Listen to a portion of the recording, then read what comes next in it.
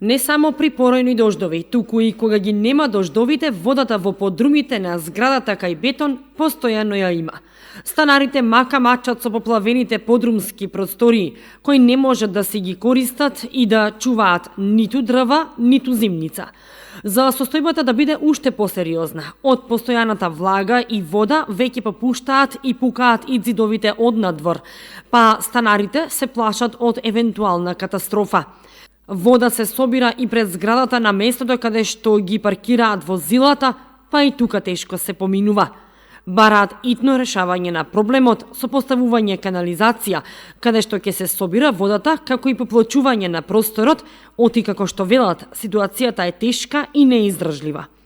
Кал има, не можеме од тука да помениме како постари луѓе, вртиме околу то, ѓубрето да се офрлиш, не можеш да се офрлиш ѓубрето.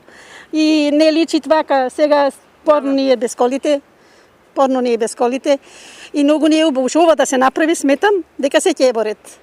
Идит вода во продрумите, нормално, и оттаму идит вода во продрумите.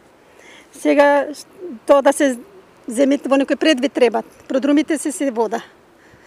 И не само сега, од давна се.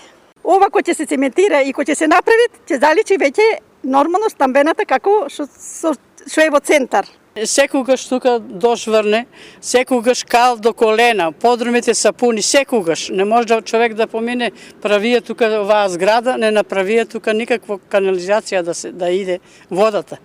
И се страѓаме, а подрумите са пуни.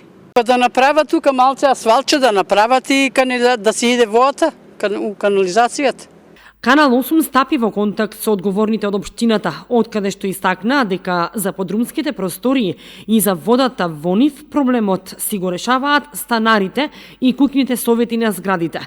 Би требало да се види од каде доаѓа водата во подрумите и куќниот совет да го разгледа тоа прашање. А за надвор за просторот пред зградата ќе се направи увид и ќе се изнајде заедничко решение на проблемот.